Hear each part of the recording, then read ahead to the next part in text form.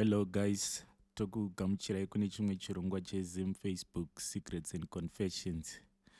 Regai tibva tapinda muconfession yedu yekutanga. Hanzi hai mukomanashi, ndinokumbirawo kuti mundiposterewo nyaya yangu. Nyaya yangu yakamira sekudai. Pamba pandinoroja pane vamwe mai vanogara nemurume wavo. So murume uyu anoshandira out achidriver. So I suspect kuti mai ava vane chikomba because ndakaita ma-investigations ndikaona kuti kana murume wavo asipo pane mamwe matsimba ebhutsu anopinda payard pedu. Ini bhutsu dzevanhu vose vepandinogara ndinodziziva, so ndine suspect hombe. Chimwe ndechekuti ndakambosiya foni yangu mumba ndakaseta kuti irekode. Pandakadzoka kubva kubasa ndakanzwa pamaaudio ainge arekodwa nefoni yangu kuti mai ava vakafonirwa vakaita long time pafoni vachiseka kunge munhu asina hunhu, plus handifungi kuti vaitaura nemurume wavo because murume wavo kana vachitaura even pafoni vanotaura nerukudzo, but uyu munhu aitonzi iwe mhani. So maaudio awa ndakatenga memory card ndikachengetera imomo, ndichabuditsa kana evidence ndavashuwa nayo. Mumwe musi baba kuu vasipo ndakapepuka kuhope ndikanzwa mai ava vachishinyira zviya zvepabonde, uyezve mumba mavo maiitika kasaundi kemaspring emubhedha as if vanhu vari kusika bonde. Ndakamhanya panze ndikanodongorera nepaburi redhoo. Hapana chandakaona because vainge vasiya key iri padhoo, but kushinyira uku kwakabva kwati zii. I think vakanyumwa because pandakabuda mumba mangu ndakabva ndakava chigubhu chikaita noise. Ndakazogara kuseri kwemba ndichitaimira kuti achabuda mumba mavo ndiani, but chando aiva mahwani. Makuseni acho vakamukira kunogeza, zvakandipa suspect because mai ava vanogeza kana vapedza mabasa ese epamba, but musi uyu vakageza kuma7 am ende vairakidza kuti vakaneta. Admin, ndinokumbirawo kubvunza kugroup kuti amai ava ndovabata sei kuti vari kuhurira murume wavo. Ndatenda. Regai tipinde mucomment section tingoverenga macomments 1-2. Hanzi na maybe kwanai bamunini musiyei achazvibatira ega, hakuna kwazvinosvika zvechihure. Asi wava kudawo mukadzi wemunhu here? Asi zvakaipa zvaunoita munun'una wangu, itya Mwari. Zvikanzi naKudzi, asi unoda murume wavo kai? Zvikanzi naGrace, tsvaka mari hama, siyana nenyaya dzevanhu. In short, mind your own business. Zvikanzi naBrighton, bata hure riende kumusha kwarakabva. Apa murume ari musango kuitira kuti ararame, iye oita zvezvikomba. Life is no balance. Ndiwo mamwe ema-comments angarimo mucomment section. Regai tiende panext confession. Confession inotevera yakamira sekudai. Hanzi mukoma chitupa mubhini. Ini ndiri mudzimai ane makore 28, murume wangu ane makore 30. Murume wangu ane shamwari yake inondichiva. Murume kutomuudza anofunga kuti ndinovenga mumwe wake. Zviito zvake zvinobohwa. Hapana kana mazuva andipurudzira kumusana takagara pabhenji tiri 3, iye nemurume wangu neni. Pakutanga ndakatofunga kuti murume wangu ndiye ari kundibata, ndokuzoona murume wangu maoko ose ainge akabata doro. Ndopandakavhunduka ndokubva atanga kuti manga mamharwa nenyuchi. Murume wangu kwava kutoti ukaona uchimharwa nenyuchi une laki. Newewo maperfume ako mukadzi wangu unozomanyanya ndiwo anodaidza nyuchi. Munhu kana kumbonyumwa hake vanoswerera kunwa doro mumba apa maziso eshamwari yake anenge akangodzokora kumakumbo angu. Mazuva avakazvitanga baba ava vakadhakwa nemurume wangu kuchinaya, vave kuti kuri kunaya ndorara ndozoenda kuseni. Usiku ndonzwa munhu akwira pamubhedha. Ndakatofunga kuti ndibaba vekwangu vakwira pamubhedha nekuti vaive vakarara vose pasi. Ndozonzwa mazirasta achiuya kumeso kwangu. Ndokumuti, makuita sei? Ko indava kukwira pamubhedha pangu? Vave kuti ndiri kufunga kuti ndiri kumba kwangu, vakunyepera kakudzungaira. Murume wangu haadina sahwira wake. Sahwira wacho unonzwa achiti mai vekwangu havadi kuzvishongedza semi apa vasingavatengeri hembe dzacho. Ndakatozonzi nababa tawa vemumain house, kana makamuona atanga izvozvo mundimutse ndivarove vese nemurume wenyu, nekuti havana hunhu. Shuwa murume wangu anokoshesa doro neshamwari yake mufunge. Regai tipinde mumacomments tinzwe kuti vanhu vanoti kudii. Mumacomments tinotanga necomment yakatsande. Hanzi ko panenge pakagara murume wenyu neshamwari yake vachinwa doro, iwe unenge uchiitei ipapo? Zvikanzi naKadisha, hauna murume pafeya, uri kuda hako imba, but aya ndo anonzi mahombwe mainini. Zvikanzi naLove More, ingomudzemura nembama ipapo paunongoona kuti akubata offside, obva wamudzemura nembama. Zvikanzi naMemory, zvinoitika mumasahwira emurume kana murume achida doro kudarika mudzimai wake. Nemi varume munozvinyanya zvedoro, izvi onai zvava kuita masahwira enyu. Zvikanzi naMode, munozvidawo dzimwe hondo dzinoda muridzi. Ini ndaiva kwiza nemucheka babava musi wavakangokwira pamusoro pemubhedha. Zvikanzi naBlessing, murume wako idzungairwa, haana chaanofunga. Zvikanzi neumwe nyaya yako haitombodi kuti uirebese, panongodiwa action chete. Bvunza murume wako kuti why is he neglecting you as his wife, iye achifarira doro kudaro. Zvikanzi neumwe murove nembama yaasingafe akakanganwa futi. Ndiwo mamwe macomments atanga tinawo. Regai tiende paconfession inotevera. Confession inotevera yakamira sekudai. Hanzi mukoma munyama nemunhu mutema hazvisiyani. Nezuro kune kwatakapedza basa iri tainge tava ne3 weeks tichiriita tiri 5. Ini ndini ndanga ndiri foromani.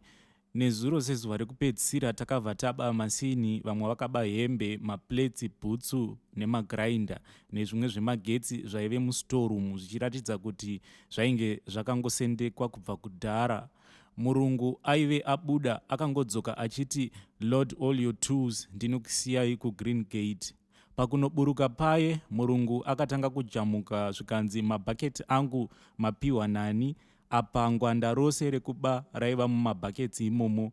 Murungu kwakuti mabhaketsi angu ndinomada, ndiri kuda kumashandisa kuploti kwangu, masiyei mumota imomo, mari ndichazokutumirai ne-e-wallet. Ndo patakaona kuti machanzi haasi nyama yekutamba paive pasina. Murungu ndokuti hutu nemabhaketsi ake nengwanda zvose. Zvino kubva nezuro haana kuisa mari kana kufona. It's obvious akatoona kuti varume ava vainge vatondirova Dulux. Manje kuti ndifone ndiri kuzeza, pane mudhara mumwe asina kuba ari kungochema misodzi achichemera mari yake. Manje tiri kumuti iwe mari kuti ibude, chiudza murungu kuti ndiwe wanga waba, pamwe ini sacontractor ndinokwanisa kupiwa mari, ndonzi usazoshande nembavha idzi futi. Manje mudhara uyu haasi kunzwisisa. Manje yekutamba hapana, mari hapana yekumubhadhara. Zvimwe zvikomana hazvina problem because zvaivemo muzheti. Manje mudhara uyu ari kuti apupure manyepo iye haakwanisi. Ndinokumbira kuti mundiposterewo nyaya yangu, zvimwe ndingawanawo rubatsiro kubva kuchaunga. Comment section yakamira sekudai. Hanzi naMai Machi, wabva wandifungisa pabasa pandakamboshanda ini natete vangu. Taipota tichienda kufiriji tononwa juice nemuromo straight from chigubhu. Tapedza basa tava kuenda, zvikanzi juice takurai henyu rose. So takabva taona kuti zveshua isu pataiva busy kunwa, murungu wake aizviona pakamera. Ndo zvazvinoita, munogona kuluza zvese. Zvikanzi neumwe hapana, zvatovharana, makashandira mahara. Zvikanzi neumwe, iwe taura nemurungu, handi ndiwe muridzi webasa here? Zvikanzi neumwe, you have learned a good lesson, murungu haakanganwe chinhu chake. Zvikanzi neumwe, muri kuda kumanikidzira mudhara kuti akonfese zvinhu zvaasina kuita. Uri right iwe mudhara, ramba kokasungwa. Zvikanzi neumwe, kuba kwagara kwakarambwa even mubhaibheri chaimo, matonyura mari yenyu. Regai tiende paconfession inotevera. Confession inotevera yakamira sekudai. Hanzi ndinodawo kubvunza kuti kana makamborambana pane chikonzero here chekuramba muchiita pfunde. Ini ndakasiyana neumwe wangu, iye akatoroorwa nguva yese iyi yandanga ndisati ndawana taimhoresana, but now she can't greet me nekuti ndakaroora 3 months ago. Akandiita nyowani pamuchato waichata munhu wekuchechi kwavo. Ndo kwandaimbopinda hangu, asi ndange ndava netime ndisingaende. Patime yekudya ndakamira mulaini raaipakura.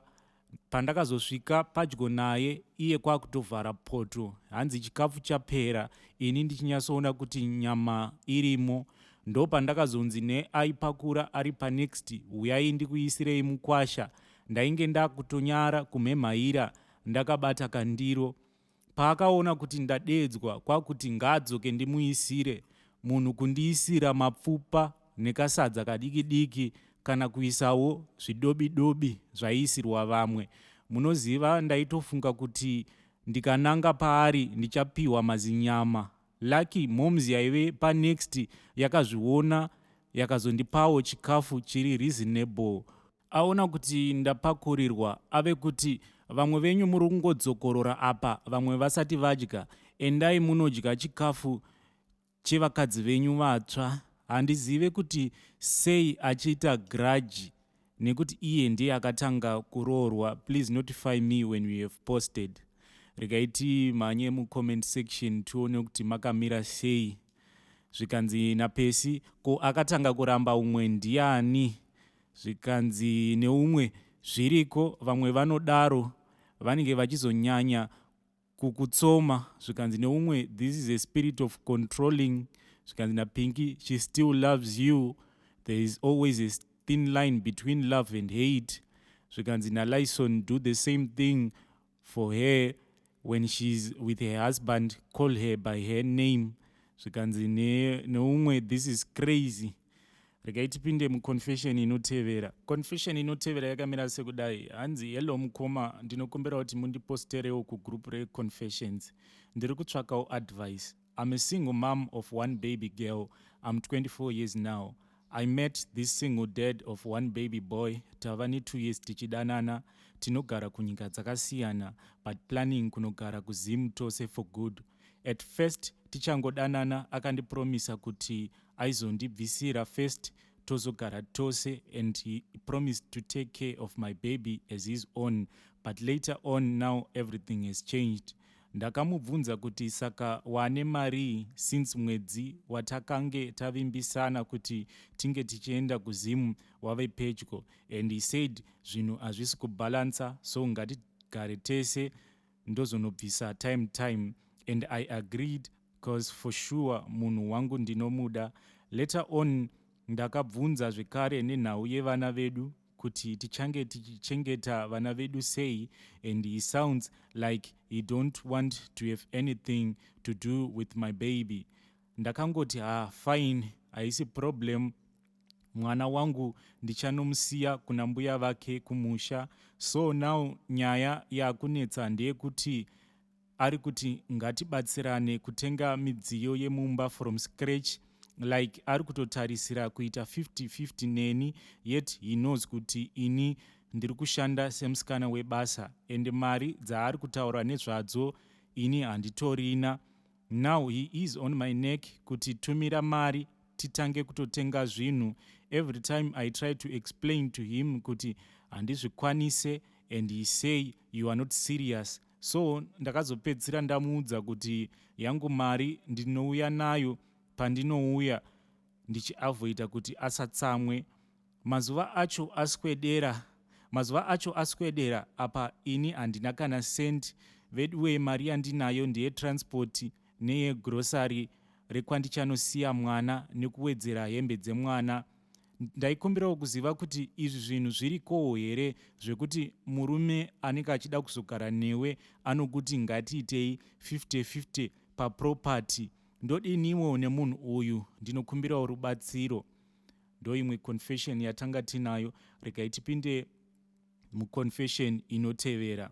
Confession inotevera yakamira sekudai. Hanzi hello mukoma, please chitupa vigai isai mubhini. Ini ndinoda kubvunzawo kuti chii chingava chakaitikawo pandiri. Gore rakapera ndakaita problem yekuzvimba mabhora ende airwadza zvisingaiti. Ndakanoona madhokta akasiyana siyana. Ndairwadziwa zvekutadza kumuka chaiko. Madhokta aingondipa mapiritsi akasiyana siyana emarwadzo. Dzimara umwe dhokta azoti inenge cancer, tichada kuita scan, then after scan toona zvinenge zvabuda musarudzo, then toenderera mberi nekurapa. Panguva iyoyo ndaingopiwa mapiritsi epain chete. So before date rescan mabhora akazongoserera oga, handina kuzomboenda kuchipatara. Now ndakazotarira kuzasi kwangu ndikaona as if rimwe remabhora angu hapasisina, uyezve nhengo yangu yakatotsemuka tsemuka. Ukabata kumabhora kwangu unongonzwa tsinga chete, rimwe bhora hapasisina. Ndaikumbirawo kubvunza kugroup kuti zvinoitika here kuti ungazvarwa une mabhora maviri akakwana, then mukukura wozongosarwa nebhora 1. Uyezve ini ndine makore 23 ekuberekwa, handina kana mwana. Ndinokumbira kuziva kuti kana ndasarirwa nebhora 1 ndichakwanisawo here kubata mwana. Ndinotenda. Regai tiende paconfession inotevera. Confession inotevera yakamira sekudai. Hanzi admin, ini hangu ndinoda kureurura kuroya kwandakaita malaicha. Malaicha uyu anonzi fungai. ID yangu kunyange mukaiburitsa hazvina basa, nekuti paari ari kutoziva kuti ndini ndakamuroya. Fungai ndakamupa diesel generator rinowetha 60,000 rands, motorbike brand new inowetha 20,000 rands plus masofa neTV. Iye akandichaja 20,000 rands kuzvisenga. Akati ndinofanira kumutengera 100 liters dzedhiziri. Zvese ndakaita, ndakawana 4 zvigubhu zvima 25 liters kuengine garage Krafontein. Generator rainge riri kuprazi kwemunhu ainge anditumira mari kuti ndimutengere kuCape Generators. Zvinhu hazvina kusvika, akandibloka akachinja pekugara. Ndakamuyanika paZimbabweans in Krafontein, akawanikwa. Ndikaenda nemaxhosa kunopiwa zvinhu oro mari, but hapana chakabuda. Vakazama kumunongedzera nepfuti, but mari akaburitsa only 8,000 rands. Zvikanzi ndichatengesa truck within 1 month, ndounza mari yose. Ini ndakabvuma, but maxhosa vakati bata truck nemapapers utengese uriwe, sezvo munhu uyu riri tsotsi hatizomuwani. 8,000 yakatorwa plus truck UD40 nemapepa. Following day ndakasvikirwa nemapurisa netracking company. Truck raripotwa as hijacked at gunpoint and also 20,000 rands stolen. I was arrested and charged with hijacking, armed robbery and possession ne-assault. Chinonyanya kundirwadza ndechekuti malaicha akazvicheka-cheka nebanga akaenda akanondiripotera kumapurisa. Ini ndakabva ndasungwa, ndakaita 3 months ndiri mujeri nenhau yekuti mapepa angu haana kukwana.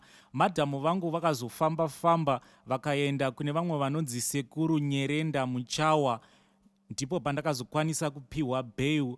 Ndabuda mujeri ndakadzokera kuna sekuru Nyerenda vaya. Sekuru Nyerenda vakanditi tsvaga paanogara unokore ivhu ipapo. Ndikaita saizvozvo. Iko zvino Fungai ava kufamba achinditsvaka even kuFacebook. Ari kuinvita mafriends angu achikumbira kuziva kwandinogara, achiti ndinokumbira kuti nditaurirane nemunhu wandakavhara. Hongu ndinoziva kuti Fungai, iwe nemukadzi wako hamusi kuvata muchirohwa, uyezve Fungai hausi kukwanisa kufamba nekuti tsoka dzako dziri kupisa. Chandinoda kukuudza iwe Fungai musarurwa, mari yako handichadi, gara hako nayo, zvawakandivhara zvakakwana, asi chasara pauri ndechekuti uchapenga nenyaya yekuti mari yawakandivhara yakawandisa.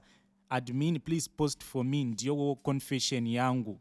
Confession inotevera yakamira sekudai. Hanzi hello, please post for me. Ini ndiri mukadzi wechikuru. Ini ndakafirwa nevabereki, asi vandinenge ndichiti ndidzo hama dzasara, vanhu vacho marabhishi. So recently imwe cousin akati ngatiitei contribution towards medication yemaparents ake.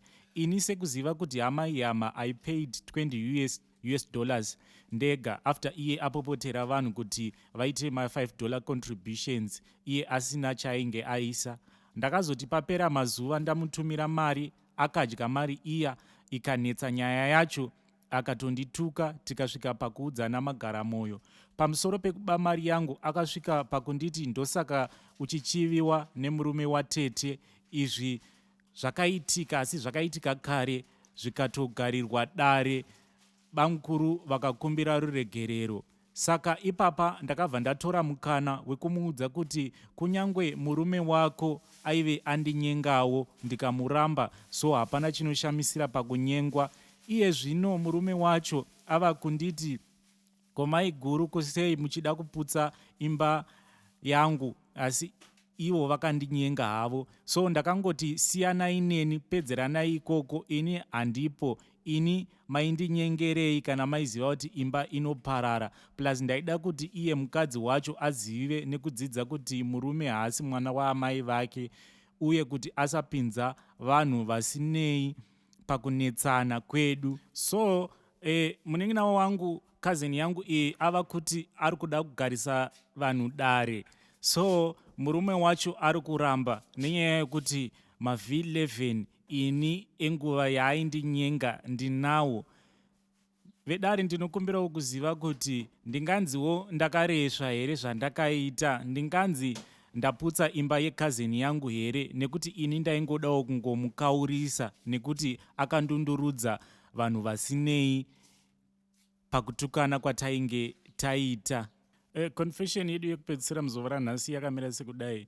Hanzi please post for me. Ini ndiri mukadzi ane makore 24. Ndinodawo kunzwisisa nekubvunza. Ndiri munhu anongonzwa kuva lonely zvakanyanya zvekusvika patime yekuti ndinotoboekana nelife. Is it normal?